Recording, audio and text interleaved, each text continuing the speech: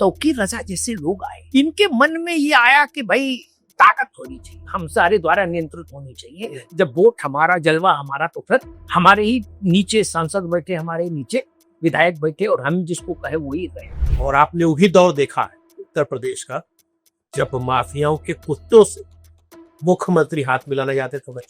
वो दौर जो कुत्तों से हाथ मिलाने जाते थे और आज का योगी आदित्यनाथ के दौर में आपको क्या लगता है, क्या अंतर है? और भाजपा में, पूरे भाजपा के नक्षत्र मंडल में दो ही लोगों के पास अपना वोट है। बड़ी बात कह रहा हूँ, कड़ी बात, दो ही के पास, बाकी सब शामिल बाजा है। मुरादाबाद में ही उनके लिए, रामपुर में उनके लिए जान का संकट हो जाता। ये तो हो ही नहीं पाता है, साम्राज्य बढ़ ही नहीं पाता कभी नहीं। साधुओं का परित्राण यानी साधुओं का संरक्षण, उनकी मुक्ति भी तभी होगी जब गुंडे मारे जाएंगे। परित्राणाय साधुनाम विनाशाय च दुष्कृतम। ये अली और झांसी वाला क्या मामला है जरा?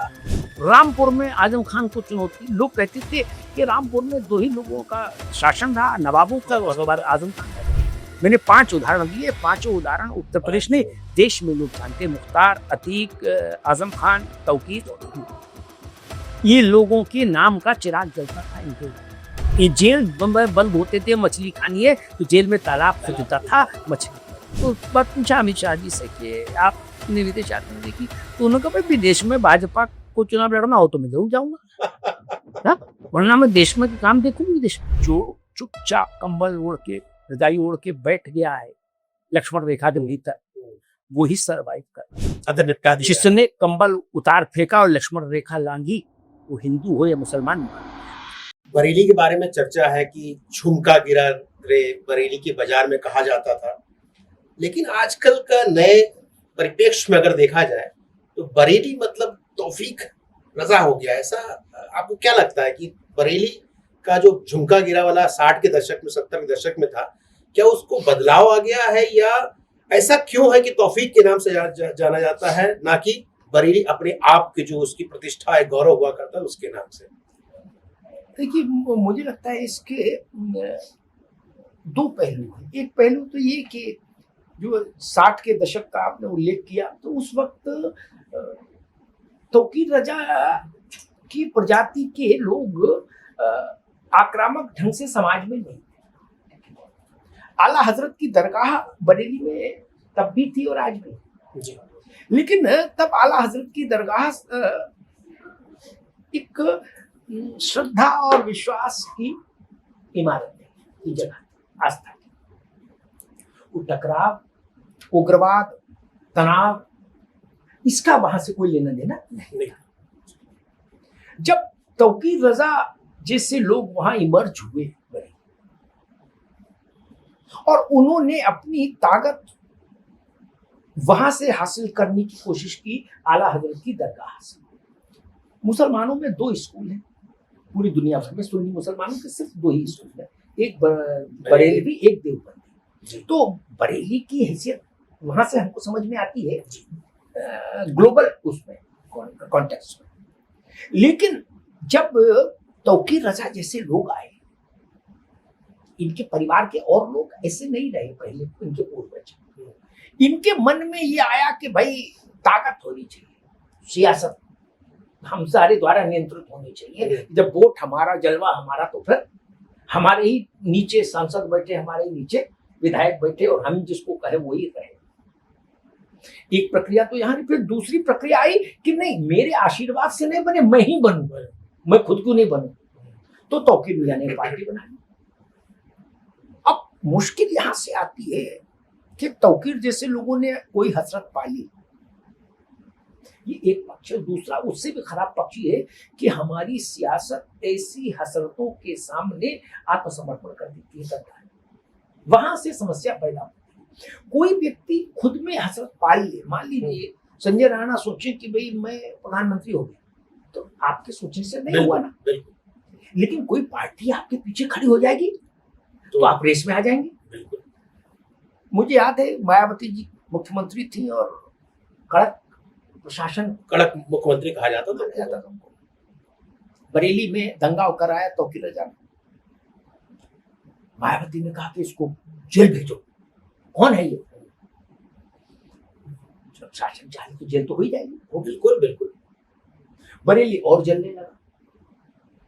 मायावती जी ने समीक्षा की, लोगों से पूछा कि मसला क्या, बोली क्या कर दिया। तौकीर रजा है इसका नाम भाई, आला हजरत के परिवार का वंशज है, इसको आपने अच्छा। कहा बरेली ही कभी आप संभाल नहीं पाओ। उन्होंने कहा भाई इसको छोड़ दो। अच्छा। और बहुत कम लोगों को पता होगा, उन्होंने नसीमुद्दीन से कहा। और नसीमुद्दीन कौन थे? नसीमुद्दीन उनके यहाँ, उनके सेटअप में, सरकार और पार्टी के सेटअप में वो नेक्स्ट टू मायावती थे। जी।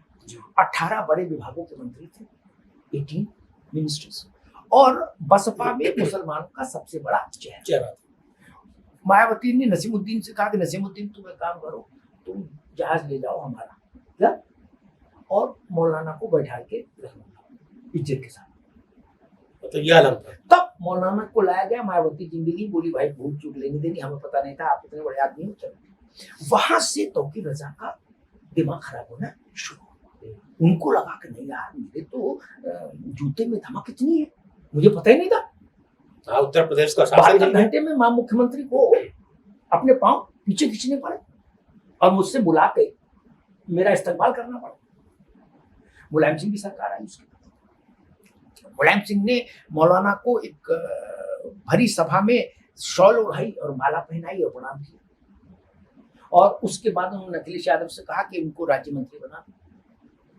अच्छा। जब तौकीर रजा मुझसे मिलने आए थे पहली बार, तो वो राज्य मंत्री के हिस्से से आए, तो पता लगता था कि 2 गाड़ी 3 गाड़ी पुलिस उनके साथ चल रही है, एस्कॉर्ट करती है। दिमाग खराब हो जाता आदमी। वहां से समस्या बढ़ी और फिर ये स्थिति बन गई कि तौकीर रजा बरेली को बंधक बनाने का फॉर्मूला जान चुके, तो वो हर बार हर सत्ता को इसीलिए उसका भयादोहन करते थे सत्ताओं। अच्छा, ये भी सुनने में आया सर की जो 2010 का आप जिक्र कर रहे हैं, जिसमें मायावती का शासन था, वो चीफ मिनिस्टर हुआ करती थी, कि एसएसपी, उस समय तो कमिश्नरेट नहीं होता था, एसएसपी जाके दंडवत हो गए थे और सारे जो लिखा पढ़ी का कार्यक्रम उन्हीं के दरबार में हुआ था। देखिए है क्या कि मायावती और सपा, इन दोनों सरकारों में कुछ ऐसे काम हुए जिनसे तौकीर एक व्यक्ति नहीं, तौकीर एक प्रवृत्ति, तौकीर ऐसे कई कई जिलों में तौकीर है उत्तर प्रदेश में अपने अपने। मायावती ने जब पहली बार मायावती का साबका तौकीर रजा के ताप से पढ़ा, और उसके बाद जब दोनों में हाथ मिल गया, बहन जी और मौलाना, तो लखनऊ से एक मैसेज चला गया बरेली को लेकर कि बरेली में जो भी अधिकारी पोस्टेड रहेंगे वो तौकीर रजा को मानेंगे, उसकी सुनेंगे। ये सामान्य प्रक्रिया होती है हर सरकारों में, बिल्कुल। लेकिन तौकीर के लिए हुई ये बड़ी चीज। मैं एक उदाहरण देता हूँ दूसरा। 2013 में कवाल में घटना घटी और उस घटना का विस्तारीकरण हुआ और मुजफ्फरनगर दंगे के रूप में इतिहास में घटना दर्ज हुई। सैकड़ों लोग मारे गए, हजारों बेघर हुए, बड़ी तबाही हुई।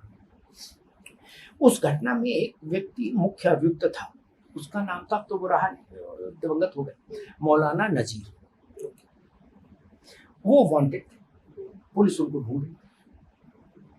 अचानक से मुजफ्फरनगर के डिस्ट्रिक्ट मजिस्ट्रेट के पास मुख्यमंत्री के यहाँ से फोन आता है कि भाई विशेष विमान भेज रहे हैं मौलाना साहब को बाइज्जत लखनऊ भेजा जाए, लखनऊ लेके आइए। अच्छा, ऐसा नहीं खाली बैठा दो, तो ऊपर पानी चाय का कौन ख्याल करेगा रास्ते में?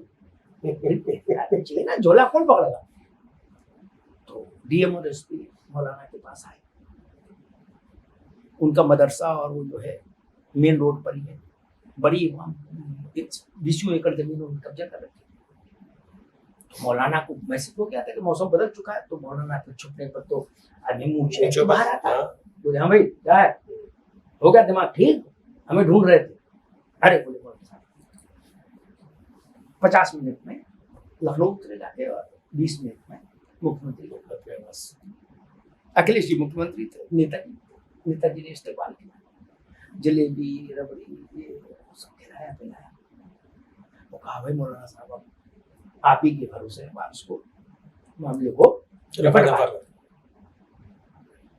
और चलते समय, ऐसा मुझे नजीर ने बताया था, चलते समय मुलायम सिंह ने कहा कि अखिलेश यादव से कि भाई एक काम करो, मौलाना साहब को ये वो कुछ अच्छी खासी सिक्योरिटी दे दो। अच्छा, तो उन्होंने अच्छी खासी सिक्योरिटी। अखिलेश जी ने कहा कि ठीक है, करवा देंगे ना, करवा नहीं देंगे, ये मुजफ्फरनगर उतरे हैं उसके पहले हो जाना, उससे पहले वहां सिक्योरिटी खड़ी होनी चाहिए। बताइए। सिक्योरिटी की क्रिया विधि है, फाइल चलती है, उसमें रिपोर्ट्स तो बाई प्लस सिक्योरिटी उनको सेंक्शन की, प्लस बाई में क्या होता है, एस्कॉर्ट नहीं। अच्छा, एस्कॉर्ट अगर साथ चलेगी एक जीप पीछे एक आगे, तो वो प्लस चाहिए।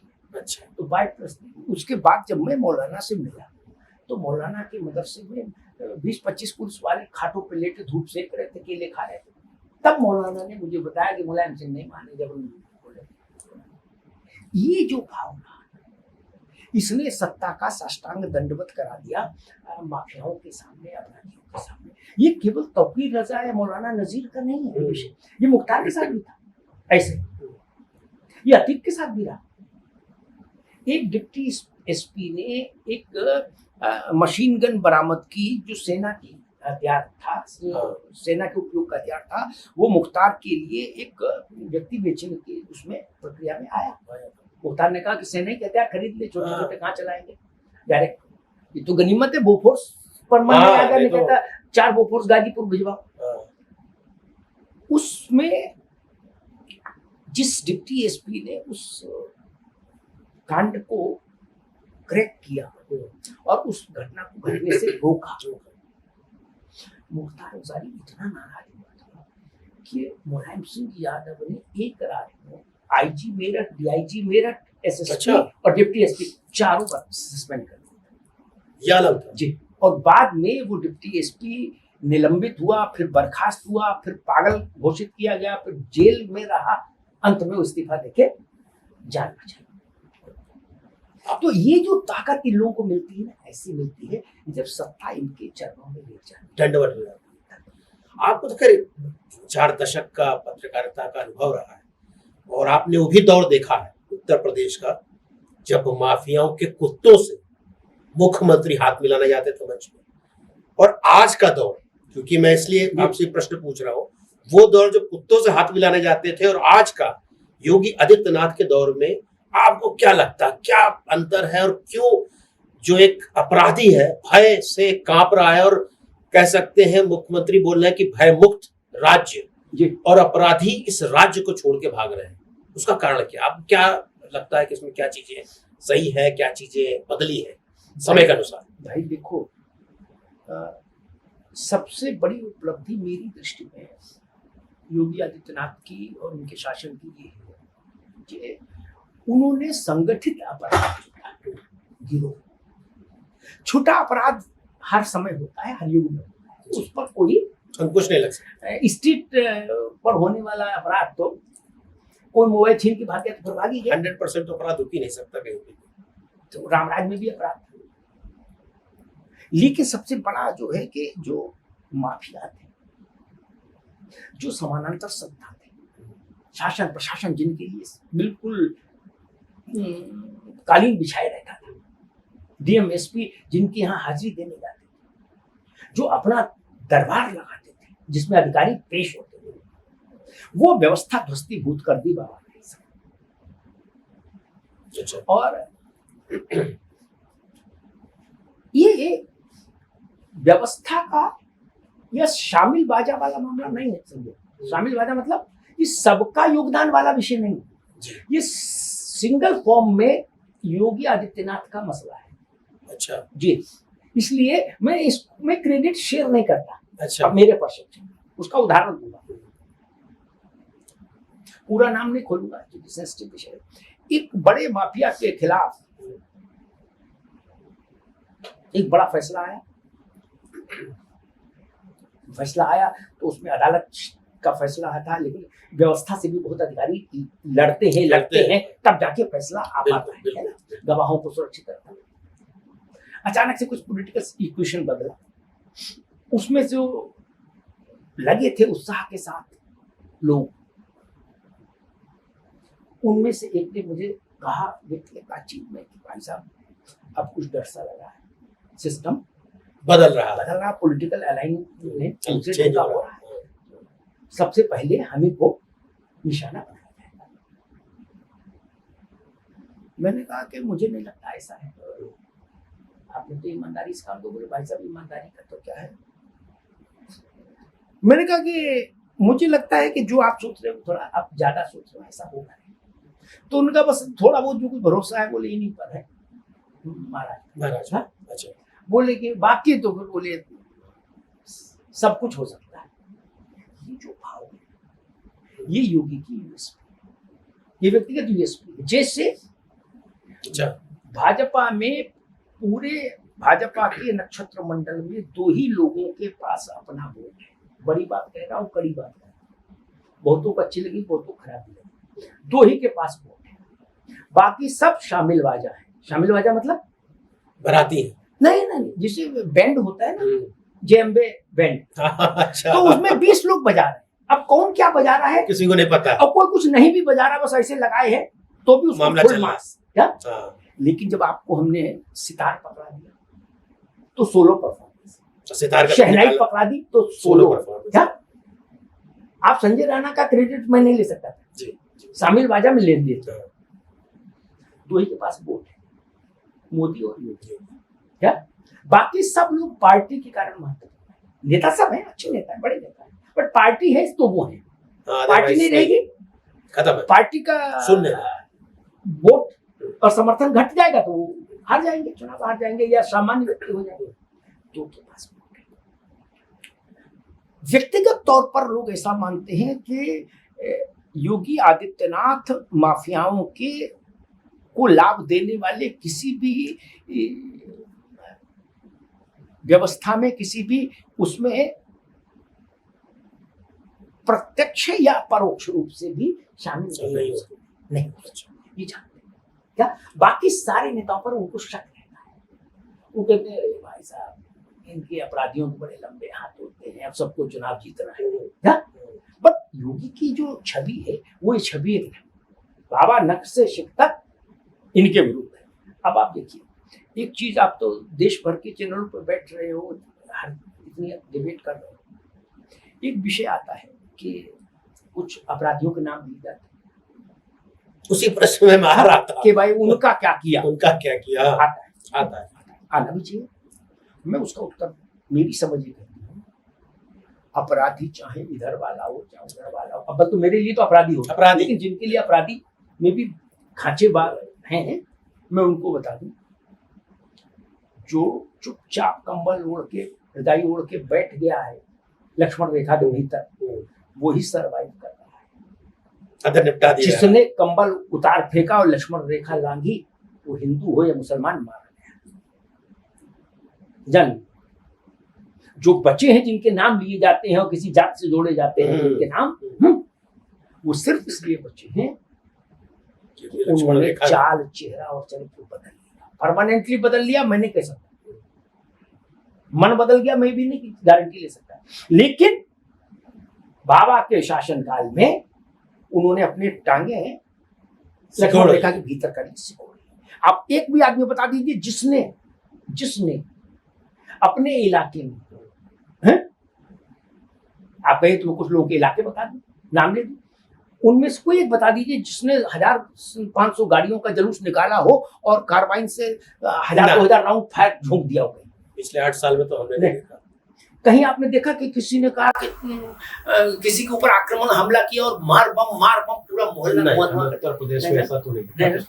अच्छा सर, ये बताइए कि कहा जाता है जैसे समाजवादी पार्टी पे इल्जाम लगता है, चाहे बहुजन समाज पार्टी को तो नहीं बोलेंगे, लेकिन समाजवादी पे लगता है कि कहीं ना कहीं वो मुस्लिम तुष्टीकरण, मुस्लिम अपराध या अपराधियों का कहीं ना कहीं संरक्षण देती थी उसमें। और आज भी देखिए अगर कोई भी कार्रवाई होती है, चाहे वो आप संभल की कार्रवाई देख लीजिए, न्याय संगत कार्रवाई की बात कर रहे हैं, चाहे वो बरेली की कार्रवाई देख लीजिए, इन लोग को अचानक तकलीफ क्यों होने लगती है? क्या ये वोट बैंक के कारण होती है या इनको लगता है कि मुस्लिम के सहारे ही दुनिया चलने वाली है, मुस्लिम के सहारे ही इनकी पार्टी चलने वाली है? देखिए मुझे लगता है ऐसा तो कोई हृदय में किसी की मुस्लिम प्रेम हो, राजनेताओं में ऐसा भी नहीं मानता, राजनेता तो राजनेता होता है। लेकिन सबसे बड़ी बात क्या है ना कि इसे समाजवादी पार्टी हो या कांग्रेस हो, इनको लगता है कि 20% कंसोलिडेटेड वोट एक जगह, अच्छा, हिंदुओं में 5%, 7% अलग अलग जातियों का वोट है, बटे तो उसको इकट्ठा करना मुश्किल काम है। ये थोक में एक तरफ जाएंगे, एक रखा। अच्छा, जो मुसलमान के वोट करने का पैटर्न है भाई, वो भी फिरकों में बटा हुआ नहीं, सुन्नी और ना, शिया और पसमानदा ऐसे तो है नहीं, वो मुस्लिम आइडेंटिटी पर वोट होता है कि मुसलमान मतलब मुसलमान, बात खत्म हो गई। तो वो जो 20%, 19% वोट है, उसका लालच इनको हर समझौता करने के लिए बाध्य कर देता है। अच्छा, जो अपराधी है या जो इस तरह के तौकीर जैसे मौलाना है, ये उसका दोहन भी करते हैं इनके भय का। भाई जब वो कहते हैं हम आपको 20% वोट दे रहे हैं, आपकी बोहनी 20% से होगी, समझिए आपका नंबर स्टार्ट आपका 20 से हो रहा है, ओपनिंग बैलेंस ही 20% से है, बाकी को तो एक्स्ट्रा है, 3% लोधी और 2% काची ऐसे जुटाना पड़ेगा। बिल्कुल, यहाँ तो 20 डाल दिया आपके अकाउंट में, उसके बाद से नंबर चालू हो रहा है, उसके बाद तो फिर हमारा कुछ तो वही ममता बनर्जी फुरफुरा शरीफ में वही चीज करती है, उसको फुरफुरा शरीफ के इमाम को राज्य मंत्री दर्जा दे देते, तौकीर को मुलायम सिंह दे देते। अतीक के केसेस की सुनवाई में समाजवादी पार्टी के समय में स्थिति ये थी कि हाई कोर्ट के जजेस अपने को विड्रॉ कर गए, 1 दर्जन जज विड्रॉ कर गए, बोले जी हमने सुना, एक भी गवाह नहीं बचा गए। कृष्णानंद राय की हत्या में मुख्तार अंसारी के जो उस पर संरक्षण में जो हत्या कराई गई, मुन्ना बजरंगी और सब लोग,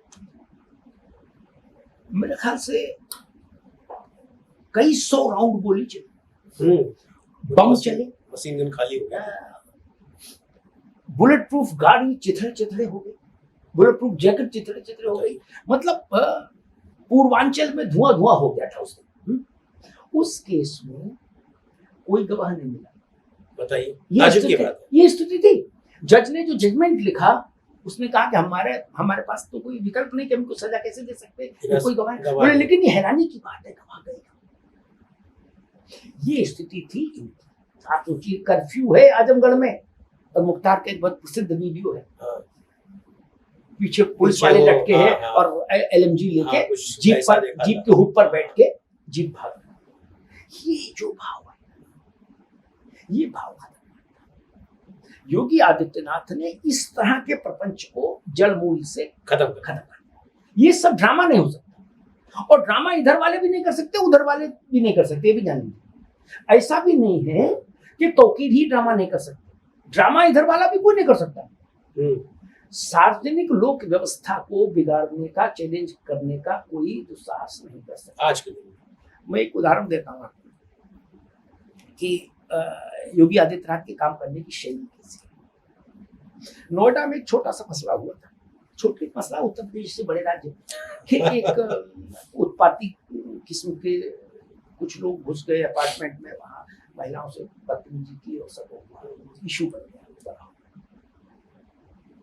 कहा गया कि उसमें जो नेम्ड हुआ वो त्यागी था, और वो त्यागी महासभा और क्या कुछ का भी था,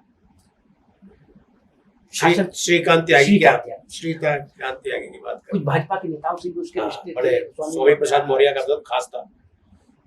वो चीज जब तक बड़ी हुई तब तक मुख्यमंत्री के संज्ञान में नहीं आई। एक बार दोपहर में वो खाना खा रहे थे और सामने टीवी चल रहा था। अच्छा, उस टीवी पर श्रीकांत की कहानी चलने लगी कि नोएडा में गुंडा राज होते, उस पर महिलाओं को गाली, इसको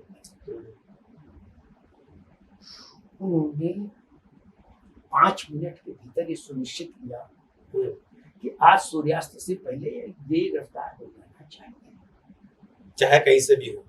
लोगों ने बताया कि ये त्यागियों में रोष हो जाएगा, दिस हो जाएगा, दैट हो जाएगा, बीजेपी का है, फलाना है, उनके नथिंग। श्रीकांत त्यागी चाहिए, चाहे कैसे भी, और शाम को सूर्यास्त होने से पहले श्रीकांत त्यागी गिरफ्तार। ये आप सोचिए, श्रीकांत त्यागी तो अतीक नहीं है, बिल्कुल मुख्तार नहीं है, बिल्कुल बिल्कुल तौकीर नहीं है, वो तो मौलाना नहीं है। और त्यागी सामान्यतः परसेप्शनली माना जाता है बीजेपी का वोट बैंक है बिल्कुल कहा जाता पश्चिम में। है पश्चिम में। वो त्यागी महासभा और सबका था। हाँ, काफी लोगों ने उन्होंने विरोध भी किया कहा था। जितना नुकसान होना हो मुझे स्वीकार है, लेकिन ये आदमी जेल में चाहिए। अपराधी जेल में चाहिए। उन्होंने कहा लोक व्यवस्था को चैलेंज करने वाला आदमी बाहर नहीं है, जिससे ये मैसेज जाए कि कानून मेरे ठेंगे पर। ऐसा भाव जिसके पास होगा अंदर। और मेरे ख्याल से योगी पहले मुख्यमंत्री हैं जिन्होंने पुलिस को भी ये आत्मबल दिया कि आपको हथियार चलाने की ट्रेनिंग दिवाली के लिए तो नहीं दी गई कि दिवाली में आप इससे पर आतिशबाजी करेंगे। आप पर गोली चले आप तो आपका रक्षा में गोली चलाइए मुस्तैदी से, जवाब दीजिए उसका। और हम उसकी जिम्मेदारी लेंगे, हम आपके पीछे खड़े होंगे। जब सत्ता पीछे खड़ी होती है तब प्रशासन काम करता है। कल्याण सिंह ने भी वही नजीर रखी थी, वही काम योगी आदित्यनाथ। कल्याण सिंह ने फाइल पर दस्तखत किए थे लिखकर कि गोली नहीं चली अयोध्या नहीं चली। हमसे जब बाद में उनकी बात हुई इस विषय में, हमने उनका इंटरव्यू किया तो उन्होंने कहा नीति थी। मैंने कहा ऐसा क्यों लिखे थे? बोले पहले तो मैंने मौखिक आदेश दिया तो डीजीपी और चीफ सेक्रेटरी जाने लगे, फिर मैंने कहा नहीं फाइल ले आओ मैं लिख दूंगा। बोले नहीं सर आपने कह दिया। चीफ मिनिस्टर प्राइम मिनिस्टर का मौखिक आदेश भी ऑन होता है, संवैधानिक तौर पर भी ऑन होता है। बोले हमने कहा उनसे कहा कि मान लीजिए कोई स्थिति बिगड़ गई तो आप लोगों को सजा हो जाएगी, कम से कम लिख दें तो बच जाओ। आप कल्याण सिंह को सजा हो, बताइए सुप्रीम कोर्ट। लेकिन उन्होंने कहा फैसला मेरा था, हेड ऑफ स्टेट में हूं, इंस्टीट्यूशन का एरिया। योगी ने भी ये साहस दिखाया, पुलिस को, शासन को ये ताकत दी। आप सोचिए जो काम हम रामपुर में और मुरादाबाद मंडल में के अधिकारियों ने आजम खान के साम्राज्य को हैसियत में लाने में किया, वो बिना मुख्यमंत्री के उसके मुख्यमंत्री उनके पीछे खड़े होते, मुरादाबाद में ही उनके लिए, रामपुर में उनके लिए जान का संकट हो जाता। बिल्कुल बिल्कुल, ये तो हो ही नहीं पाता, इतना साम्राज्य बढ़ ही नहीं पाता कभी नहीं, अगर प्रशासन का सहयोग नहीं होता। अगर वो स्थिति मुख्यमंत्री के सपोर्ट नहीं होता तो अधिकारी वो सब नहीं कर पाते जो हो पाया। तो सर एक चीज और मुझे पूछ रही थी, देखिए बार बार लोग योगी पे एक जातिवाद का एक आरोप लगाते हैं कि जातिवाद करते हैं। वैसे जातिवाद पहले भी हुआ है, हम लोगों ने काफी देखा सुना है, चीजें रही हैं, लेकिन उससे उलट जो उत्तर प्रदेश को आज हम देखते हैं, पहले उत्तर प्रदेश नहीं होता था, लेकिन आज कह सकते हैं कि उत्तम प्रदेश है। तो उसमें क्या आपको लगता है कि जो शासन व्यवस्था है, प्रशासन व्यवस्था है, उसका कितना योगदान है? जो 8 साल में जो डेवलपमेंट हुए हैं, चाहे प्रति व्यक्ति आय ले लीजिए, चाहे अपराधी मामले ले लीजिए, चाहे इंडस्ट्री का इन्वेस्टमेंट देख लीजिए, चाहे वो रोजगार के सृजन की बात हो, चाहे इन्वेस्टमेंट समिट हो रहा हो, उसमें कितना योगदान है बाबा योगी आदित्यनाथ जी का? देखिए बाकी तो आर्थिक चीजें आप हमसे बेहतर समझते हो। मैं 2 बातें कहूंगा, क्योंकि सिद्धांत पक्ष में मैं बहुत रुचि नहीं लेता, मैं व्यवहारिक पक्ष का व्यक्ति हूं, जिससे ये समझ में आएगा कि काम करने की तरीका योगी का क्या है जो उनको अलग करता है। अभी कुछ महीनों पहले उनके दिमाग में ये बात आई कि भाई हम लोग फैसला करते हैं लखनऊ से, और ये बात मतलब मैं पूरी जिम्मेदारी से कर रहा हूँ कि भाई उन्होंने कहा कि भाई हम लोग लखनऊ से फैसला करते हैं कि 75 जिले कैसे चले। पूरे जिलों में भी और मतलब लोगों से पूछा जाना चाहिए कि वो कैसा चाहते हैं और वो हम करें। बोले लखनऊ से नीचे जाए बात, उससे अच्छा नीचे से लखनऊ जाए, ये इच्छा उन्होंने जताई। तो एक अभियान कैंपेन लॉन्च मतलब प्लान किया अधिकारियों विद्वानों ने कि भाई 2047 में जो प्रधानमंत्री ने डेडलाइन तय की है विकसित भारत, तो वैसे विकसित उत्तर प्रदेश में क्या होना चाहिए और क्या नहीं होना चाहिए, ये जनता से पूछे। तो 47 की चीज 47 में तो लागू होगी नहीं, तब तो 47 आज से लागू करेंगे तो 47 में विकसित होगी। आपको जान के आश्चर्य होगा, जब मैं आपसे बात कर रहा हूँ तब तक 23 लाख सुझाव आ चुके हैं उत्तर प्रदेश। 23 लाख, मुंबई और कोलकाता नहीं है उत्तर प्रदेश। हाँ, ये तो अलग ही है। गाजीपुर है, पटरौना है, कुशीनगर है, बलिया फर्रुखाबाद है, एटा है, इटावा है। ऐसे शहरों से बताइए। मैं देख रहा था कि गांव से सुझाव बच्चे थे, ये नया भारत नहीं बनाया उत्तर प्रदेश, 23 लाख। उनका भी इन सुझावों को पढ़ो, ये क्या कह रहे हैं, हम अपनी अपनी झोंके पढ़े एक तरफा, इधर से सुनो, है ना लोग। अच्छा बिल्कुल। एक दूसरी बात बताता हूँ, योगी जी चुनाव होने को था या हो गया हो, नहीं होने को था विधानसभा का, उसी दौरान भूख से कहीं कुछ मृत्यु हुई, तो ये विषय योगी आदित्यनाथ के हृदय के बहुत करीब हमेशा से रहा, सांसद थे तब, तो वो वहां खुद जाते थे जहाँ ऐसा हो कि भूख से कोई मरे, तो वहां वो गए, देखा जाता जो कुछ कह सुना होगा, कहा सुना अधिकारियों से होगा।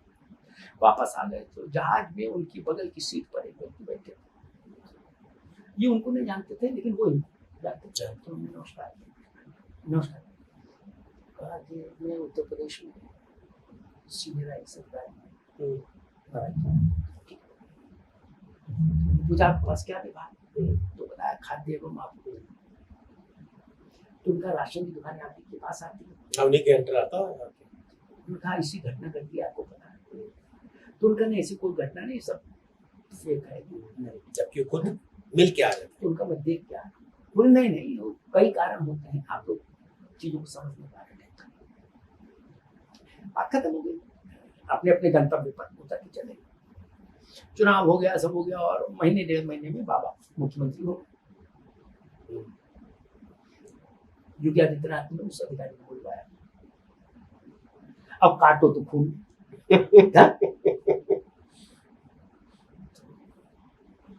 उन्होंने कहा मैं पुराने विषय पर उलझना नहीं चाहता, जो आपने हमसे कहा था, छोड़ भयमुक्त हो जाइए, बिल्कुल सीधे खड़े हो जाइए, आनंद भयमुक्त।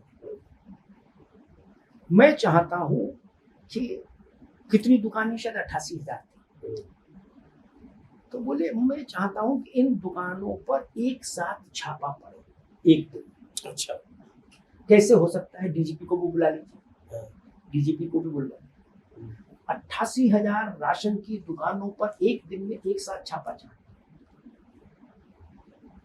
दृढ़ शक्ति की भी तो एक परिकाष्ठा है। बोले आप दोनों लोगों को, इनका विभाग है और आपको छापा सपोर्ट करना, क्यों क्राई नहीं होना चाहिए, हल्ला बोला। मुख्यमंत्री की इच्छा थी, हो गया,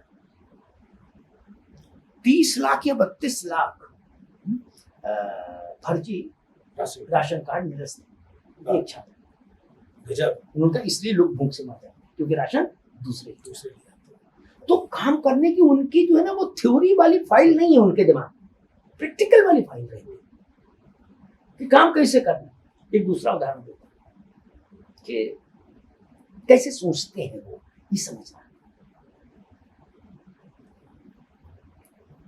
शिक्षक जो है वो सरकारी कर्मचारी नहीं माने जाते, राज्य कर्मचारी। अच्छा, उनको जो सुविधाएं हैं वो शिक्षकों को नहीं।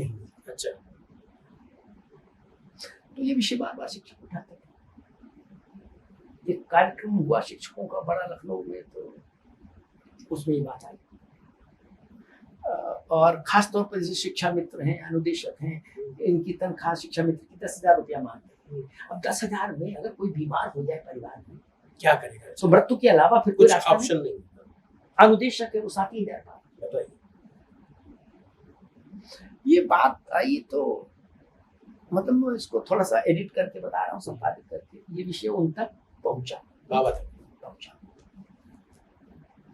और बड़ा करुणापूर्ण माहौल में बात। 7 मिनट भाई, कितना 7 उन्होंने कहा क्या कर सकते हैं इनके लिए, युवक में ऐसा कर सकते हैं, डन हो गया। बोले भाई, बोले वास्तव में 10,000 रुपये क्या करें, बीमारी तो आजकल बोलेगी, पूछो मत, 10,000 में तो मतलब आदमी खाना नहीं खा सकता, पैरासीटामोल लेना की डोलो लेने की हैसियत है। आप तो आंकड़ों की व्यक्ति, 11 लाख टीचर, और केवल टीचर नहीं, स्कूलों में मिड डे मील के तहत जो रसोइये लगे वो भी शामिल कराए, क्योंकि उनकी तनख्वाह 5 लाख, 5,000 बोले ये भी भर जाएंगे। 11 लाख लोग, 11 लाख लाख परिवार, यानी 65 लाख की आबादी एक झटके में कैशलेस मेडिकल इंश्योरेंस के दायरे में आ गई और 5 सितंबर को मुख्यमंत्री ने अनाउंस कर दिया। किसी अधिकारी की नहीं सुनी। मैं व्यक्तिगत तौर पर इसका वो हूँ, अधिकारियों ने बहुत समझाया, फाइनेंस ने, इसने उसने ऐसा है, कि वैसा 300 करोड़ का बोझ है, 400 करोड़ का बोझ, मैंने बोझ मैनेज हो जाएगा बोली क्या मतलब है, बोले मर जाए आदमी, बोझ के तहत। बोले बच्चा बीमार हो जाए तो क्या करेगा। ये जो भाव है, ये भाव बड़ा है। मैं हमेशा कहता हूँ राजा के नेत्रों में करुणा भाव, करुणा का भाव। हम लोगों में देवताओं की जितनी स्तुतियां हैं, प्रभु की जितनी स्तुतियां हैं, संस्कृत में हो चाहे हिंदी में, उनमें एक विशेषण परमात्मा के साथ हमेशा लगा, करुणावतार, दीन दयाल, दीनों पर दयाल, यानी ईश्वर का मुख्य रूप हमने माना करुणा। बुद्ध ने भी हमको यही सिखाया। बिल्कुल। तो राजा में करुणा होनी चाहिए। और जो कृष्ण हमको बता के गए, योगेश्वर, वो ये बता के गए कि परित्राणाय साधुनाम विनाशाय च दुष्कृताम। साधुओं का परित्राण यानी साधुओं का संरक्षण, उनकी मुक्ति भी तभी होगी जब गुंडे मारे जा रहे जाए। परित्राणाय साधुनाम विनाशाय च दुष्कृताम। दुष्ट लोगों के विनाश के बिना साधुओं को संरक्षण नहीं होगा। इसलिए ये भी जरूरी है जो हो रहा है। बरेली की चर्चा आपने की थी, मतलब जो लोग बरेली को जानते हैं वो मेरी बात से मुतमईन होंगे। 120 मिनट घड़ी देख के बरेली में सब कुछ ठंडा हो गया। बरेली का मिजाज तो ये था कि महीनों सुलगे तो बरेली नहीं कहते। बरेली होता था 3 महीने तो मुजफ्फरनगर जला। सही है। बाबा ने एक घड़ी देखकर 1 घंटा 20 मिनट में ठंडा कर दिया, सेटल डाउन कर दिया। सब शांति, बोले सब चंगा जी, बोले सब चंगा। बरेली में नो दंगा, सब चंगा, जेल चला गया तो की बोले मतलब हुक्कार मार रहे थे। आपको तो पता है रोज टीवी पे हुक्कार मारते थे कि हम जलजला फैला देंगे, कोई कर देंगे। सोच नहीं सकता था कि 120 मिनट में बरेली, जो पुलिस के अधिकारी बरेली में पोस्टेड रहे हैं किसी भी समय, वो आश्चर्य में डूब गए। हमारे कई मित्र लोग बोले अभी सोच नहीं सकते कि बरेली, अरे बाप रे बाप। बोले एक चिंगारी हो तो मान लीजिए महीने भर का कलेश तो हो ही गया। यहाँ रोको तो वहां बवाल, यहाँ वहां रोको तो वहां बवाल, पूरा शहर बंधक बन जाता था। 120 मिनट में सब शांति हो गई। पूरे तौकीर की गिरफ्तारी पर हम लोगों को इंप्रेशन रहता था कि तौकीर की गिरफ्तारी करेंगे तो मामला हो जाएगा। बोले वहां पता नहीं ना, कुछ नहीं, वो माफी मांगने लगे। ये भाव और ये निष्ठा आपको औरों के मुकाबले एक अलग पायदान पर खड़ी, और जनता फिर आपका मूल्यांकन अपनी दृष्टि से करती। बिल्कुल सर। एक और समाचार चल रहा है आजकल, झांसी का नाम बड़ा आ रहा है, अली और झांसी। ये आपने सुना होगा, 2 दिन से चर्चा में है कि अली और झांसी। तो झांसी तो ऐसे भी हम लोग बचपन से पढ़ते हैं, झांसी की रानी। ये अली और झांसी वाला क्या मामला है, जरा इसके बारे में थोड़ा सा अगर रोशनी डाले तो। उसको अली को वहां से हटाना था, नैनी से, क्योंकि नैनी जेल में जब अभी कुछ समय, अली जो अतीक का बेटा है, अच्छा, जब नैनी जेल में छापेमारी हुई थी, वहाँ के डिस्ट्रिक्ट मजिस्ट्रेट और बाकी छापेमारी की थी, तो अली की बैरक से ह्यूज अमाउंट कैश मांगा। अच्छा। तो उसको तो खैर डिस्क्लोज नहीं किया कि मात्रा कितनी थी। सोर्सेज ने बताया मात्रा बड़ी, चाहे 1 रुपया हो चाहे 10 लाख करोड़ रुपया हो, बड़ा बड़ी पैसा ही। तो विषय आया कि पैसे आया। एक जस्टिफिकेशन हल्का सा देने की कोशिश की गई कि कैंटीन के कूपन के लिए पैसा था, लेकिन फिर वो इतना ह्यूज अमाउंट था कि कैंटीन पूरी खरीद लो उतना पैसा था, तो संभव नहीं। कैंटीन का कूपन 1000, 2000, 4000 रुपया होता है, 10,000 रुपया, 50,000 रुपया, ऐसा तो क्या होगा, चाय पानी इसके लिए। तो उसको बाहर लाना था, और नैनी चूंकि होम ग्राउंड है इसका, अतीक एंड कंपनी का। अतीक जब नैनी में रहता, जेल में रहा, तो नैनी जेल में बाहर चौतरा है, उस चौतरे पर वो दरबार लगा था, जिसमें जेलर भी खड़ा होता था सामने, वो फैसला सुनाता था। उसका खाना लंगर की तरह जेल के बाहर बनता था, भट्टी लगती थी, देगे चढ़ती थी, और फिर सब को बंटता था, अधिकारी सिपाही सब। और अतिक मतलब कभी जेल का खाना अच्छा नहीं खाया। बिरयानी, रोगन और बादाम हो, क्या जो भी अपना डिश है बन रही है, सब बाहर बन रही है और दिव्य रूप से सब खा रहे। वो जलवा रहा, बेटी को भी जलवाई जला तो ये हुआ कि भाई इसको वहां जो फांसी घर था नैनी में जेल में, उसके बगल की कोठरी में रख दिया। और फिर ये तय हुआ कि इसको यहाँ से शिफ्ट करना। तो शिफ्ट में झांसी। अब झांसी से इनका दुखी होना या इसका घबराना इसलिए है क्योंकि झांसी जेल नहीं, लेकिन झांसी शहर में उमेश पाल के मर्डर के बाद उसमें जो नेम्ड था इनका एक और बेटा असद, वो मुठभेड़ में मारा गया। अच्छा। पुलिस से मुठभेड़ हुई और वहीं वो मारा गया। तो झांसी से हॉल इनके अंदर बैठा हुआ है कि भाई असद मारा गया।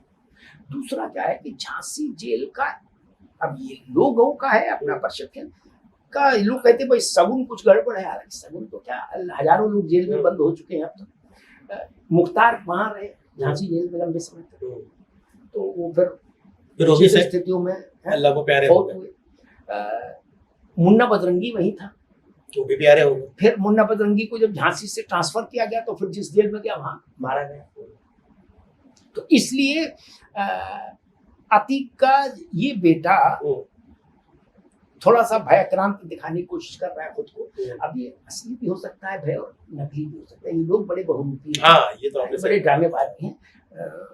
कल तक यही लोग, जब अतीक जिंदा था तो ये सरकार को चुनौती देते थे, दे रहा था कुछ देर पहले, तो दे रहा था चुनौती दे रहे। अब इनकी टांगे कांप रही हैं और कह रहे हैं कि हमको माफ कर दो, जो हो गया सो हो गया, अब मुख्यमंत्री बचा।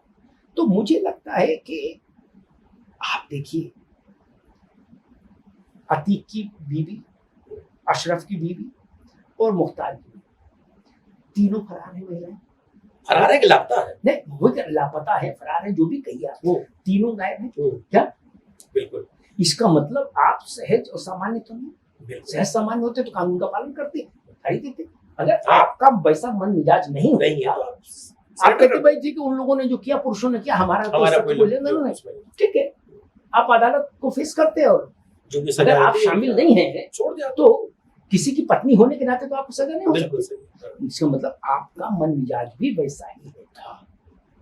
और इसका दूसरा एक अर्थ भी कि कोई सिस्टम अभी भी ऑपरेट कर रहा है गिरोहों के इनके पास, जो इनकी बेगमों को सुरक्षित रखे हुए है। काफी दिन हो गया भाई, सिस्टम तो लगा ही होगा ना कोई। सिस्टम तो पुलिस ढूंढ रही है और आप नहीं मिल पा रहे हैं, तो इसका मतलब है कि अभी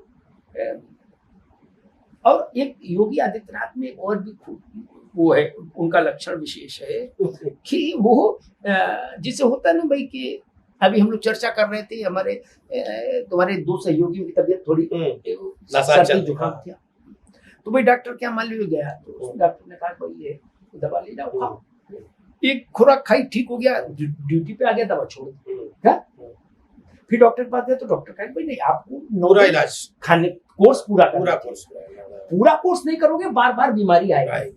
योगी की वैसे डॉक्टर है कि एंटीबायोटिक का कोर्स पूरा जरूर करना, आधा नहीं छोड़ते, पूरा 3 से 4 टैबलेट देंगे। केवल डोलो खिला के भी काम हो सकता था, हो ही गया था, लेकिन पूरा एंटीबायोटिक दिया करना, पूरा विरेचन हो जाए, अनुलोम विलोम सब करा दो, ताकि फिर दोबारा बीमारी का प्राकट्य नहीं। यही संभव नहीं हुआ। मतलब वो वैसी प्रक्रिया में कभी रुचि ही नहीं रखते कि देह छू के भागा। आपने संभल का जिक्र किया, कभी अभी कुछ अतिक्रमण हुआ था, वहां पे मस्जिद बनी थी तालाब की जमीन पे और पोखर के जमीन पे, तो प्रशासन तोड़ने गया था। उन्होंने देखा आपके माध्यम से, टीवी के माध्यम से, और वहां के जो मस्जिद कमेटी के लोग थे, सोचिए मैं प्रशासन की बात कर रहा हूँ, योगी आदित्यनाथ की बात कर रहे हैं, जो आप डोज की बात कर रहे हैं, एंटीबायोटिक पूरे अंत तक देते हैं, हर जब तक ठीक नहीं आता तब तक छोड़ते नहीं, उस पर थोड़ा सा सोचिए। वहां के जो मस्जिद कमेटी के लोग हैं, उन्होंने बोला 4 दिन दीजिए, हम खुद ही तोड़ देंगे। हाँ, ऐसा कभी सोचा था कि संभल में होगा? संभल में तोड़ना तो छोड़ो, संभल में मस्जिद अवैध बनी है इसका नोटिस पर दस्तखत करने वाला अधिकारी नहीं मिलता था बताइए। हमारे डर के। बताइए। आज तक योगी से पहले संभल में किसी मस्जिद में कभी नोटिस तक नहीं गया डर के मारे। तोड़ने की बात तो छोड़ दी, और आज खुद लोग तोड़ने और वो खुद कह रहे हैं कि भाई हम मस्जिद को उतारेंगे। हाँ। कल शुक्रवार को नमाज के समय स्थगित हुआ तोड़ाई कार्यक्रम। हाँ। जैसे नमाज खत्म हुई फिर कुदाल लेके वो लोग आ गए। तो ये संभल में नया सूर्योदय किसी ने सोचा। इसीलिए कई बार मैं कहता हूं कि हमारे यहाँ देवोत्थान एकादशी होती है, ये उसका लोक का नाम है और वैसे उसका नाम है देवोत्थान एकादशी, यानी देव जागरण, जब नींद से विष्णु उठे। मैं कहता हूं ये भारत में देवोत्थान काल चल रहा है, तिथि में देवताओं के उत्थान का काल चल रहा है, निद्रा से जागने का। आप देख लीजिए कि संभल की हवा बदल, वो संभल जिसमें कुछ इलाके तो ऐसे थे कि जहां शासन प्रशासन पुलिस कभी घुसी ही नहीं पाती, वो स्थिति थी इस देश के अंदर, इस देश में। अब वहां महादेव प्रकट हो रहे हैं, कहीं हनुमान जी महाराज प्रकट हो रहे हैं, कहीं भगवती प्रकट हो रही है, और दशहरा दिवाली होली दशहरा सब तीज त्योहार सब मन रहे हैं, नवरात्र बढ़िया से। ये जो भाव है, ऐसे जो मिथ थे कि भाई यहाँ तो कोई कुछ नहीं कर सकता, ये जो भाव था ना कि संभल में करके दिखाओ, हम ही हैं जो हम हैं, बरेली में करके दिखाओ, रामपुर में आजम खान को चुनौती। लोग कहते थे कि रामपुर में 2 ही लोगों का शासन रहा, नवाबों का, उसके बाद आजम खान। योगी ने ऐसे सारे नैरेटिव, 5 नैरेटिव बताता हूं आपको, गाजीपुर से आजमगढ़ तक मऊ समेत मुख्तार का शासन, इलाहाबाद परिक्षेत्र में जो जोन लगता है, इलाहाबाद पूरा जोन की बात कह रहा हूँ, केवल इलाहाबाद परिक्षेत्र अतीक का शासन, लखनऊ तक आगे। हाँ, रामपुर का आसपास के इलाका परिक्षेत्र आजम खान का शासन, बरेली तौकीर रजा का शासन। ठीक, ये जो 5 धारणाएं थी उत्तर प्रदेश की, योगी ने ये ध्वस्तीभूत कर दिया। शासन केवल शासन का, कानून का, व्यक्ति का नहीं, ये स्थापित कर दिया। वरना हमने तो 40 साल में कभी ऐसा सुना नहीं था कि भाई पूर्वांचल में मुख्तार के अलावा कोई शक्ति केंद्र है। नहीं, नाम ही सुनते थे हम लोग तो बचपन से। अतीक बरेली तौकीर, रामपुर आजम खान। अधिकारी आएगा तो उनकी मिजाज पुष्टि करेगा, दरबार में हाजिरी लगाएगा, बिना दरबार में हाजिरी लगाए आप रहेंगे। तो ये जो धारणा थी, और दूसरी क्या है कि उन्होंने एक इस नई व्यवस्था में योगी ने इस बात को भी किया कि भारतीय जनता पार्टी के लोगों, होता क्या सत्तारूढ़ पार्टी होती है, जनता में होती पार्टी, तो कुछ उसमें विचलन आता है, कार्यकर्ता भी कई बार मनबड़ हो जाते हैं। ये रिस्क लेते हुए कार्यकर्ताओं को, जब आप बड़ी बात करें, जब आप कार्यकर्ताओं को उनके मनबड़ होने से रोकते हैं तो उसका पार्टी को नुकसान भी हो सकता है। डिवीजन कार्यकर्ता कहेगा जब मेरी चली नहीं रही, मैं थाने में गाली नहीं दे पा रहा, तो मैं काय को लगूं काम पर। सही बात है। समाजवादी पार्टी इसका जीता जाता उदाहरण, कार्यकर्ताओं को उद्दंडता को रोक नहीं पाती है तो जनता में इमेज खराब हो जाती है, और रोके तो कार्यकर्ता भाग जाए। इस रिस्क के बाद भी योगी ने ये अंकुश लगाया, थाने में, कचहरी में, तहसील में, कलेक्टर कप्तान के यहाँ कहीं जाके ये सांस्कृतिक वचन नहीं बोले जाएंगे, गाली वाली, और मेज पे चढ़ गए और कुर्सी फेंक दी है, वो अधिकारी को पीटने लगे, नहीं चले, तो कोई गुंडा हिलाएगा नहीं। मतलब लोग एक सिंगल उसमें अगर हम इसको नरेट करें, लोक व्यवस्था को चुनौती स्वीकारेंगे। जो अगर सबसे बड़ी बात उनकी क्या है, वो ये कि पब्लिक फोरम पर, मतलब जमीन पर खड़े होके लोक व्यवस्था को चुनौती देना, पब्लिक ऑर्डर को, ये संभव है। आप माफिया हो तो, कार्यकर्ता हो तो, नेता हो तो, अभिनेता हो तो, कोई हो, ये संभव। लोक व्यवस्था का पालन करिए, मर्यादा की लक्ष्मण रेखा का पालन करिए, अदरवाइज मैंने 5 उदाहरण दिए, 5 उदाहरण उत्तर प्रदेश में, देश में लोग जानते हैं, मुख्तार, अतीक, आजम खान, तौकीर, ये लोगों के नाम का चिराग जलता था इनके इलाके में। ये जेल बंद होते थे, मछली खानी है तो जेल में तालाब होता था, मछली पैदा करनी कि भाईजान के लिए मछली ताजी। देखिए, आपने अभी एक व्यक्ति विशेष की बात की, व्यक्ति की बात की, व्यवस्था की बात की, तो एक व्यक्ति अपने देश के बड़े नेता हैं और लीडर ऑफ अपोजिशन भी है, राहुल गांधी साहब। वो जब विदेश जाते हैं, देखिए मैं थोड़ा सा इसमें हो सकता है मेरी बातें या प्रश्न बड़े ही तर्कात्मक हो या कठोर हो, और मैं लेकिन जानना चाहता हूँ, समझना चाहता हूँ, क्योंकि आपका जो एक परिप्रेक्ष्य रहा, जो आपका एक नॉलेज है राजनीति के क्षेत्र में, राहुल गांधी एज ए व्यक्ति जब वो संस्थाओं पे आरोप लगाते हैं, वो भी विदेश की धरती पे, तो क्या आपको नहीं लगता है कि कहीं ना कहीं वो अपनी तो इमेज, पार्टी की इमेज प्लस भारत की इमेज को ध्वस्त कर रहे हैं, अटेंड कर रहे हैं? देखिए, मुझे लगता है कि इंदिरा जी से, नेहरू जी से इंदिरा जी ने बहुत कुछ सीखा। बिल्कुल। और जो वो नहीं सीख पाई नेहरू जी से, उसी का नुकसान उनको उठाना पड़ा जब उन्होंने इमरजेंसी लगाई। वो ये नहीं सीख पाई कि लोकतंत्र हर हाल में चलना चाहिए, शो मस्ट गो ऑन, लोकतंत्र का पर ग्रहण नहीं लगना चाहिए भारत में। लगा तो उनका जीवन में उनका बायोडेटा खराब हो गया, अन्यथा 71 की लड़ाई जीतने वाली 75 में 74 आते आते खत्म, ऐसी स्थिति हो जाए। और अगर उनके माथे पर पाकिस्तान विभाजन के युद्ध की विजय का तिलक है, तो वहीं बगल में आपातकाल का काला टीका है, दोनों साथ। राहुल गांधी ने किसी से कुछ नहीं सीखा, मुझे लगता है, ना नेहरू जी से, ना इंदिरा गांधी से, किसी से नहीं सीखा।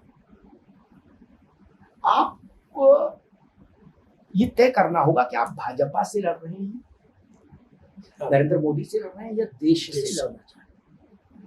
ये चीजें नरेंद्र मोदी आज हैं, कल नहीं रहे। बिल्कुल। लेकिन गांधी जी ने भारत है, भाजपा नहीं था तब भी भारत, जनसंघ नहीं था तब भी भारत, संघ नहीं था, कांग्रेस नहीं थी तब भी भारत, भारत तो रहेगा। और हम लोग तो सनातन मानते हैं, जिसका आदि है और अंत है। आपकी लड़ाई, जैसे एक प्रश्न हुआ कोलंबिया में उनसे कि एक विदेशी पत्रकार ने पूछा कि आपको क्या लगता है कि आने वाले समय में चीन और भारत विश्व का नेतृत्व करेंगे? तो उनका चीन के बारे में तो मुझे मालूम नहीं, लेकिन भारत के बारे में मालूम है, वो नहीं कर सकता। ये उत्तर कोई कैसे दे सकता है? जिसको कोई भी देशभक्त व्यक्ति तो ऐसा उत्तर नहीं। प्रश्न उठता है कि जो ये नहीं मानता कि भविष्य में भारत विश्व को लीड कर सकता है, उसको भारत लीडर क्यों माने? जब आप यही नहीं मान रहे कि भारत लीड कर सकता है, तो भारत आपको नेता क्यों माने, लीडर क्यों मानेगा?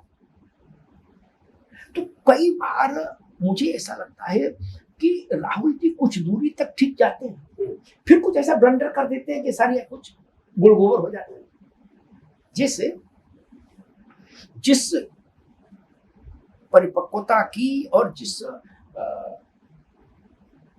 त्वरित बुद्धि, त्वरा जिसको हम बोलते हैं, उसकी अपेक्षा लीडर अपोजिशन से होती है, उसकी मुझे लगता है कमी दिखती है राहुल गांधी। और दूसरा, उनके अंदर निरंतरता का अभाव है। राजनीति निरंतरता का नाम है। 24/7 365 डेज आपको वैसे राजनेता नहीं, जैसे कभी कई बार उनका मन उचट जाता है तो चले जाते हैं भ्रमण, महीने 2 महीने बाद अपने आते हैं, घूमते। आजकल तो हर महीने जा रहे हैं। तो वो जो भाव नहीं चलेगा। आप देखिए, नरेंद्र मोदी प्राइम मिनिस्टर के तौर पर जो राजकीय बाध्यताएं या राजकीय आमंत्रणों का सम्मान उस नाते विदेश जाते हैं। ठीक है। वो इसलिए कभी भी नहीं गए कि यार न्यूयॉर्क में कुछ दिन आनंद लेना है, नहीं। अमित शाह आज तक गए ही नहीं, तो सुने नहीं आज तक। 14 में जब से शपथ ली है तब से आज तक विदेश नहीं। हमें लगता है कि कोई नेता, एक ने किसी ने बात पूछा अमित शाह जी से कि आपने विदेश यात्रा देखी, तो उन्होंने कहा विदेश में भाजपा को चुनाव लड़ना हो तो मैं जरूर जाऊंगा, वरना मैं देश में काम देखूंगा विदेश में। सही बात है। तो वो जो गंभीरता चाहिए और निरंतरता चाहिए। और तीसरा, मुझे लगता है कि राहुल गांधी जी में एक समस्या ये है कि जो मुझे लगती है, वो मुद्दों पर भी निरंतरता नहीं रखते। जैसे चौकीदार चोर है, राफेल है ना, और मोदी वाला मैटर हुआ। हाँ मतलब इस ढंग के उन्होंने कई मुद्दे उठाए। प्रयोगशाला में परखनली में डाले और हिलाए और देखे क्या नहीं ये भी मजा नहीं दे रहा, ये भी मुद्दे पर टिकना होता है। मैं एक उदाहरण देता हूँ व्यवहारिक, मुद्दे को कैसे जीवित किया जाता है, जीवंत किया जाता है, फिर उसको चरम तक ले जाया जाता है। इसको समझने के लिए राजनीति शास्त्र के विद्यार्थियों को के लिए बहुत अच्छा ये केस स्टडी होगा। अयोध्या में राम जन्मभूमि पर राम मंदिर निर्माण के विषय को जितने लंबे समय से संघ ने और भाजपा ने सेया मतलब उसको संरक्षण उसको आगे बढ़ाया, उसमें लगे रहे, ठीक है ना। परिणाम तो बहुत बाद में आते, बिल्कुल क्या बीजारोपण करिए, फिर खाद डालिए, वृक्ष बनने में समय आपके पास उतना धैर्य हो मुद्दे पर तो मुद्दा फलवान होता है। 80 में पकड़ा था संघ ने इसको, क्या 80 में पकड़ा था, फल तो अब रहा है जब प्रधानमंत्री, राष्ट्रपति, उपराष्ट्रपति, गृह मंत्री, रक्षा मंत्री सब संघ के। लेकिन 80 से कितने वर्ष हो गए? 45 में छोड़िए, तभी 25 वर्ष तो मान ही लीजिए तपस्या हुई। बिल्कुल उतना समय आप देते नहीं। राहुल गांधी हर चुनाव में मुद्दा बदल देते हैं। आपको नहीं लगता उनके अंदर एक तो राजनीति की कमी है, जैसे नरसिम्हा राव साहब ने बताया था, शायद उनकी माता जी उसी वजह से नाराज हो गई थी। और दूसरा हमें ऐसा लगता है कि देखिए विद्वानों की कमी नहीं कहूँगा, इसमें तो कोई शक ही नहीं, विद्वानों की कमी नहीं, लेकिन जो विद्वान सलाहकार होने चाहिए वो शायद आज के दिन में राहुल गांधी के पास नहीं है, या वो अपने पास रखना नहीं चाहते। भाई मेरी बात बताऊं कि बड़े लोगों के साथ मेरा जितना भी प्रत्यक्ष संपर्क रहा, उसमें ऐसी क्वालिटी वाले लोग कम होते हैं जो अच्छे श्रोता, वन टू वन। और मैं मानता हूं जो अच्छा श्रोता नहीं वो बड़ा नेता नहीं बन सकता।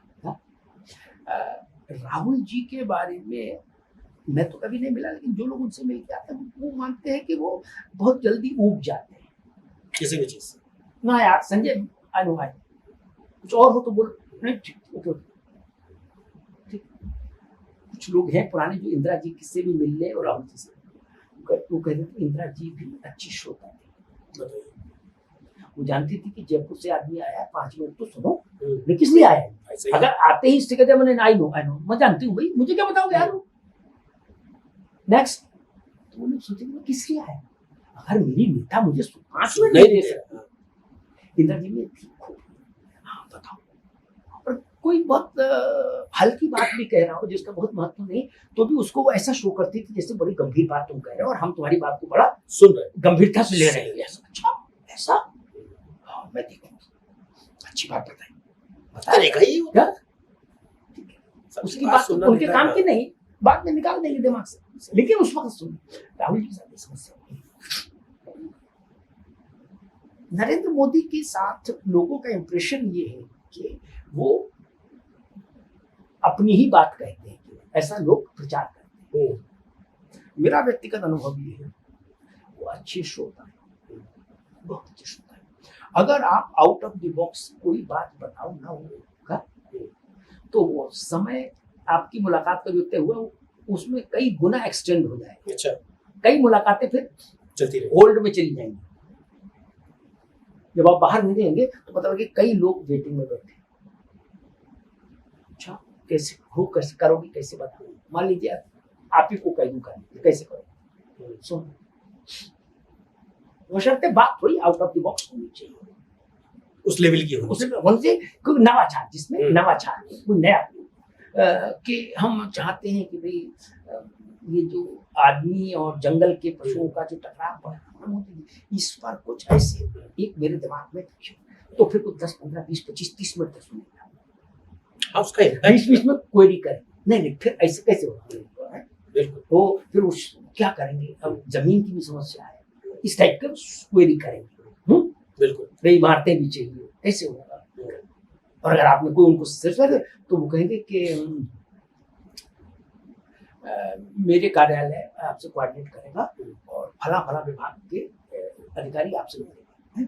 तो मैं चाहता हूँ आप लोग मिल के प्रेजेंटेशन बनाओ और फिर अगली बार हम बैठेंगे तो उसको डन कर। और दूसरी एक बात मैं कहता हूँ कि लोकप्रिय होना, एक समय विशेष में लोकप्रिय ना हो रहना, ये सब चलता रहता है। एक चीज और भी है कि जैसे जजेस के बारे में मेरी पहले धारणा थी, जब मैं बिल्कुल टीनेज में था, तो टीनेज से थोड़ा आगे बढ़ा था, तो एक बार मैंने हाई कोर्ट में जाकर देखा, एक मुकदमे की सुनवाई में मैं भी शामिल हो गया कि देखूं हाई कोर्ट कैसे होता है। तो 15 मिनट में 50 फाइलें फेंक दी जजेस ने नीचे, रिजेक्टेड। तो बाद में मैंने वकील साहब से पूछा, जो उनको दिखाने लगे, तो मैंने तो नाम नहीं ले पाए, रामलाल बनाम उत्तर प्रदेश सरकार बोल रिजेक्टेड। मैंने वकील ही नहीं खड़ा हो पा रहा है ये सब पे। तो ये पढ़ते नहीं है फाइल, इतनी मोटी फाइल, उनका नहीं पढ़कर आते, सब पता है नहीं। केस पहले घर जाता है, फाइल रात भर पढ़ते हैं, देखना नहीं केवल, पूरा पढ़ते हैं, तब तो मेरा दिमाग साफ हुआ। ये चीज नरेंद्र मोदी के साथ भी है, तब से जब से गुजरात में थे। मान लीजिए कोई व्यक्ति उनसे मिला किसी संदर्भ में, जब गुजरात की बात उदाहरण है, तो उसने संपर्क किया कि भाई मुझे, वो मध्य प्रदेश में एक इंडस्ट्री डालने के लिए प्रयासरत थे, नहीं संपर्क हो पा रहा था, तो किसी ने कहा कि गुजरात में एक ईमेल कर दो। अच्छा, उन्हें मुझे कोई जानता नहीं, मैं ईमेल ठोक दिया मुख्यमंत्री के यहाँ से टेलीफोन आ गया कि हाँ जी साहब कब आ सकते हैं। रुकाए और बोले 3 दिन का समय दिया। संबंधित विभाग के अधिकारी उनसे सब समझा बुझाया, और अंत में तीसरे दिन जब सब अधिकारी मिल लिए, सब हो गया, तीसरे दिन उनकी मोदी जी से मुलाकात कराई। तो नरेंद्र मोदी सारे विषय से और प्रगति से अवगत थे। जब वो व्यक्ति इंदौर के एक सिंधी थे, हमारे परिचित थे, जब वो गए उनके पास, तो उन्होंने कहा भाई अब कोई दिक्कत कुछ बचा तो नहीं ना, सब मामला हो गया ना, है? तो बताओ कब से काम शुरू करोगे आप, कितना निवेश है, नौकरी कितनों की लगेगी।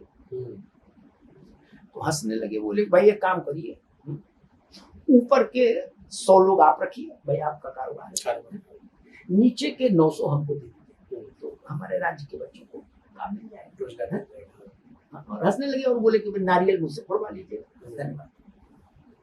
प्रभावित हुआ, कोई भी प्रभावित। उसने कहा कि मुख्यमंत्री के पास मेरे प्रोजेक्ट की सारी डिटेल्स दिमाग में थी, जब मैं उनके चेंबर में घुसा, ये काम करने की शैली सबके पास वही 24 घंटे हैं। बिल्कुल।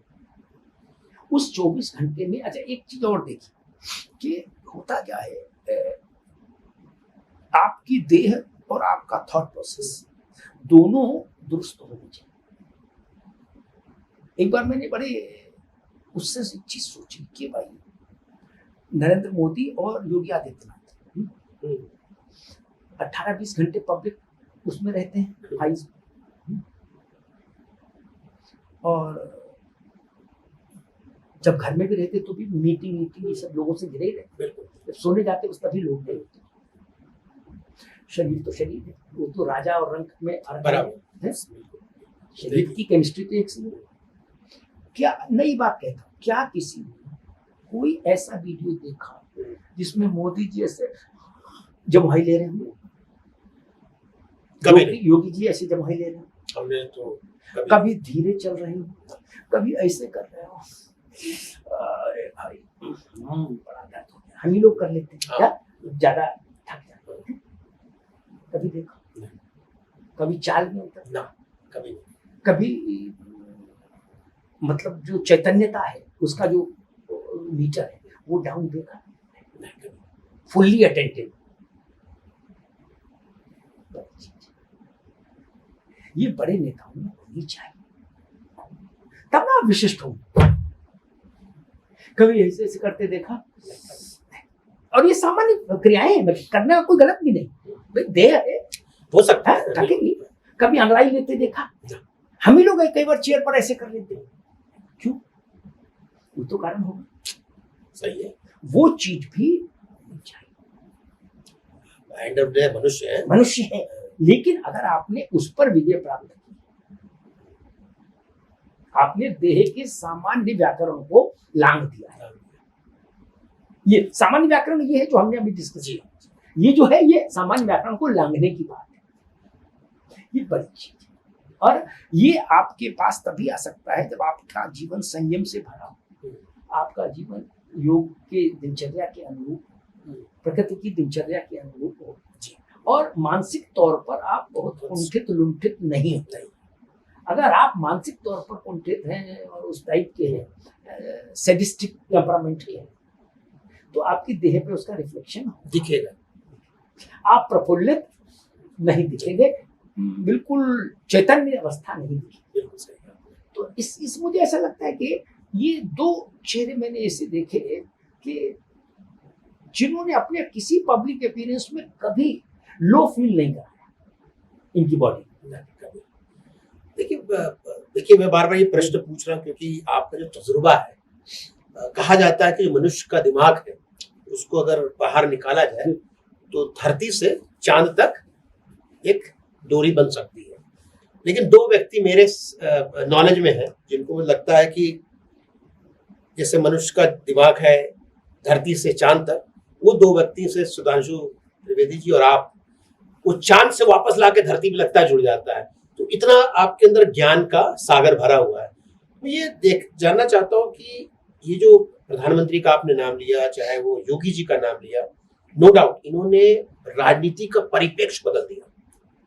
जो राजनीति होती थी, जो हमने बचपन में देखी थी, और 13 के बाद से जो राजनीति में बदलाव हुआ है, या इनका पहला स्टेटमेंट जो लाल किले के प्रांगण से दिया था, शौचालय वाला, मतलब ये आउट ऑफ बॉक्स वाली जो आपने बात बोली उस पर ही मैं बोल रहा हूँ। मतलब उस व्यक्ति की सोच एक अलग ही दिशा में जाती है जो हम नवयुवक भी शायद नहीं सोच पाए। नेता तो आज के दिन में जो हमें लगता है कि अमिताभ सर कि आज के परिप्रेक्ष्य में भारत में तो ऐसा कोई नेतृत्व नहीं है। दोनों के अंदर जिनका नाम आपने लिया है जी, एक चीता वाली एक शक्ति, एक चीता वाली चाल जो होती है वही है। मतलब एग्रेसिव फ्रेश चेहरा, मतलब उनको लगता है कि वो आपसे ही रूबरू हो रहे हैं। तो ऐसी सोच जो है वो क्या इस वजह से है कि वो ऐसी संस्था से जुड़े हैं जिसको आरएसएस कहते हैं, और जिसने अभी अपना 100 वर्ष कंप्लीट किया है 17 तारीख को ही। और वो एक संस्था, मुझे देखिए मैं उसके बारे में ज्यादा ज्ञान नहीं रखता, लेकिन मुझे ऐसा लगता है संस्था डिसिप्लिन के मामले में और विजन और मिशन के मामले में उससे बड़ी संस्था मुझे नजर नहीं आती है। ठीक है, उसका कुछ असर है दोनों व्यक्तियों पे। देखिए, एक तो ये कि संघ इस बात को वो करता है, इंडोर्स करता है कि स्वस्थ देह में ही स्वस्थ मन और मस्तिष्क रहते हैं। वो इस बात को, इसलिए उसके पूरी क्रिया विधि में शारीरिक व्यायाम और शारीरिक योग प्रमुख है। उनको वो कभी किसी सूरत में माइनस नहीं करता, चाहे आप कितने भी बड़े पदाधिकारी क्यों ना हो। वो मानता है संघ कि देह ठीक होगी तो हमारे संस्कृत में उक्ति है जिसका अर्थ है कि देह से ही धर्म को साधा जाता है। क्या देह नहीं होगी तो धर्म नहीं साधा जा सकता। धर्म को धारण करने के लिए देह चाहिए। राष्ट्रीय स्वयंसेवक संघ में चूंकि नरेंद्र मोदी का तो बहुत जीवन उससे गुजरा, प्रचारक रहे, संघ की सबसे बड़ी विशेषता जो मुझे लगती है वो ये लगती है कि सरकार, किसी भी सरकार के बिना किसी वित्तीय सहयोग और कई सरकारों के खुले विरोध के बाद, एक तो कुछ मिल नहीं रहा, ऊपर से लाठी अलग, फिर 100 साल तक कोई संगठन जिंदा रहा नहीं, विकसित होता रहा। आज 10, कल 25, 25 के बाद 50, 50 के बाद 100। ठीक, ऐसा पूरे विश्व में कहीं कोई उदाहरण नहीं। पूरे विश्व में कहीं कोई संस्था ऐसी 36 लाख से ज्यादा तो बच्चे पढ़ रहे हैं संघ के, 36 लाख से ज्यादा, सोचिए 1 करोड़ से ज्यादा स्वयंसेवक है, शाखा जाने वाले, दैनिक आधार पर शाखा जाने वाले, और उसका वैचारिक परिवार तो बहुत बड़ा है, जो वैचारिक तौर मुझे ऐसा लगता है कि एक प्रश्न बार बार आता है, संघ की आपने बात कही, टीवी डिबेट्स में आप देखते होंगे कि भाई इल्जाम भी लगते हैं। हाँ, कि भाई राष्ट्रीय, सबसे बड़ी बात ये आती है कि राष्ट्रीय स्वयंसेवक संघ ने किसी गैर ब्राह्मण को, और वो भी गैर मराठी चित्पावन ब्राह्मण के अलावा किसी को अपना प्रमुख क्यों नहीं बनाया। एक रज्जू भैया अपमान ठाकुर, फिर भी वो कहते हैं वो भी ठाकुर थे, ब्राह्मण ठाकुर थे, लेकिन आप उसके बाद दलित पिछड़े इस सब में नहीं करे।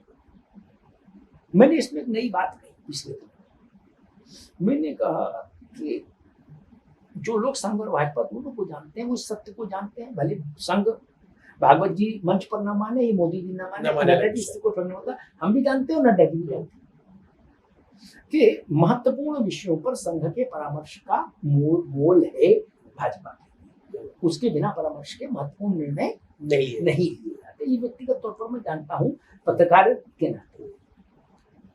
ये संघ ही है जिसने परामर्श दिया कि ओबीसी समाज का एक व्यक्ति भारत का 3 बार प्रधानमंत्री बने। अच्छा, ठीक, नरेंद्र मोदी 2013 में राष्ट्रीय पटल पर अपने आप तो आने गए, बिल्कुल नहीं, संघ ने एंडोर्स किया। तभी आया गोवा में सम्मेलन, इस बात की जानकारी कम लोगों को होगी कि कोई व्यवधान न आए नरेंद्र मोदी के प्रोजेक्शन में, उनको लॉन्च करने में, तो मोहन राव भागवत गोवा में उपस्थित रहे थे, खुद शशि। अच्छा, कि मैं रहूंगा तो ये तो किसी को शायद पता गर्व नहीं, मैं बता, ठीक, उस पिछड़े वर्ग के व्यक्ति को संघ ही लाया ना, और 3 बार से लाए, शपथ दिलाई। संघ नहीं चाहता तो नहीं तो संभव नहीं, ठीक। बिल्कुल। दूसरा, कानपुर के एक सामान्य से व्यक्ति, बिहार का गवर्नर, और गवर्नर के बाद राष्ट्रपति रामनाथ कोविंद, किसने बनाया? दलित संघ। एक ट्राइबल परिवार की बिटिया, उसको देश का राष्ट्रपति संघ, देश का उपराष्ट्रपति ओबीसी संघ। यहाँ तो ब्राह्मण ठाकुर चित्पावन नहीं बनाया, मराठी बना सकते थे भाई, तो बहुमत है तो बहुमत किसी को बना सकते थे। जैसे और पार्टी में होता है जाति विशेष ही बनेगा। किसी ने कहा कि एक तर्क आया, ये तर्क आपके बड़ा काम आएगा, क्योंकि डिबेट्स में तो बड़ा झांझा होती है कि सामाजिक न्याय को संघ ने आत्मसात किया। तो मैंने ये उत्तर दिया कि संघ के ही लाए हुए लोग हैं जो सामाजिक न्याय का परचम लहराते हैं। कल्याण सिंह संघ की ही देन थे। मुझे याद है एक बार सुंदर सिंह भंडारी जी ने मुझसे कहा था, और सुंदर सिंह भंडारी कौन? सुंदर सिंह भंडारी वो थे जिनको गुरु जी ने 5 लोगों को सौंपा था, श्यामा प्रसाद मुखर्जी को, जिन 5 लोगों को, उनमें एक भंडारी जी ने मुझसे कहा था कि अग्निहोत्री जी 35 साल लगे हम लोगों को कल्याण सिंह बनाने। अच्छा, तो संघ का ही क्रिएशन था, बिल्कुल। लोधी थे, ब्राह्मण ठाकुर के वर्चस्व वाला प्रदेश, और लोधी चीफ मिनिस्टर दे दिया, नेता बना दिया। मैंने कहा कि जो लोग पीडीए और सामाजिक न्याय का ध्वज लेकर चल रहे हैं, राहुल जी सामाजिक न्याय का ध्वज लेकर चल रहे हैं, छोड़ दीजिए उनके पिता ने सामाजिक न्याय के साथ क्या किया, लेकिन उन्होंने तो करे। मैंने कहा उनके पास इतनी बार प्रधानमंत्री बनाने का अवसर आया, पंडित जी, इंदिरा जी, राजीव गांधी जी, ब्राह्मण मान ले तो ब्राह्मण, जो मान ले, नरसिंह राव, फिर सिख, काछी, कोरी, धोबी, धानुक, कड़रिया, प्रजापति, मल्लाह, केवट, निषाद, बिंद, कोई क्यों नहीं बना? बन सकता था, आपको बनाना था, किसी को बना देते। भारत की ही 75% आबादी आपको नहीं दिखाई दी, जिसका आरोप लगा रहे हो कि मोदी नहीं देख रहे, आपके हाथ में अवसर था, आपने नहीं किया। 60 साल था। एक दूसरे सामाजिक न्याय के चैंपियन है लालू जी, उन्होंने 15 साल आप खुद और पत्नी के साथ शासन किया। फिर डिप्टी की स्थिति उनके पास आई तो बेटा वो अपने घर से, अपने घर के अलावा का कोई यादव भी उनको मंजूर नहीं। पिछड़ों की 5262 जातियां हैं भारत। अच्छा, उनको केवल अपने घर का ही यादव चाहिए, बाहर का पड़ोसी का यादव भी नहीं चाहिए। यादव भी मेरे आंगन का, अपने एक कुनबे बड़ा, का चाहिए। बड़े प्रदेश के चेहरे रहे सामाजिक न्याय के मुलायम सिंह, मुलायम सिंह यादव, उनको भी अपना चाहिए था। 4 बार चीफ मिनिस्टरशिप रही उनके पास, खुद ही 4 रहे। टाइम्स, 3 बार खुद रहे, 1 बार अखिलेश। क्या परिवार में रहना चाहिए। यादव भी परिवार आंगन का। बहन जी के पास 4 बार सत्ता आई, 4 बार शपथ ली। 1 बार तो चलो भाई हम भी पहले हम ही देखेंगे, दूसरी बार, तीसरी चौथी बार तो किसी बना को देती बना सकते हैं। ना बनाई। दलितों में, अनुसूचित जाति और जनजाति में भी 1500 जातियां हैं। बिल्कुल। आपने कभी मौका नहीं दिया किसी को। सबको अपने आंगन की अपनी जात चाहिए। अगर ये सामाजिक न्याय है तो इस सामाजिक न्याय से तो भला नहीं। बिल्कुल सही कहा। देखिए, कहीं ना कहीं सभी, चाहे वो कांग्रेस रही हो, चाहे समाजवादी हो, चाहे आरजेडी जिसका नाम आपने लिया, चाहे स्टालिन ले लीजिए, चाहे जो भी रीजनल पार्टी या नेशनल पार्टी रही, सामाजिक न्याय के अगर परिप्रेक्ष्य में देखा जाए तो ये तो फेल नहीं हो। या तो अपना, जैसा आपके शब्दों में बोले, तो अपना आंगन का, अपने कुनबे का, और अगर राष्ट्रीय परिप्रेक्ष्य में देखा जाए तो अपने परिवार का। समय इजाजत नहीं देता है, और इस पे हम और भी आगे चर्चा करेंगे, चर्चा रहेंगे, क्योंकि भी बिहार के इलेक्शन भी है, और बिहार के इलेक्शन पे मैं सोच रहा हूँ कि आपके साथ एक बढ़िया बैठ के एक एक बिंदुवार तरीके से उस पे हम लोग अपने विचार, आपके विचार जनता तक पहुंचे और लोगों तक पहुंचे, हमारे व्यूअर तक पहुंचे। तो आज के लिए तो हम कहेंगे बहुत बहुत धन्यवाद। जितना भी आपके साथ बैठता हूँ, चाहे टीवी डिबेट हो, चाहे आज का हो, हमें ऐसा लगता है कि, मुझे भी अच्छा लगा भाई, हमें ऐसा लगता है कि हम शून्य से सब एक कदम आगे बढ़े। अरे नहीं, बहुत तर्कपूर्ण और बड़ी अच्छी चर्चा रही, रोचक और तर्कपूर्ण। जो भी लोग इसको देखेंगे सुनेंगे उनको भी अच्छा लगेगा। यहाँ पे आने के लिए धन्यवाद। धन्यवाद।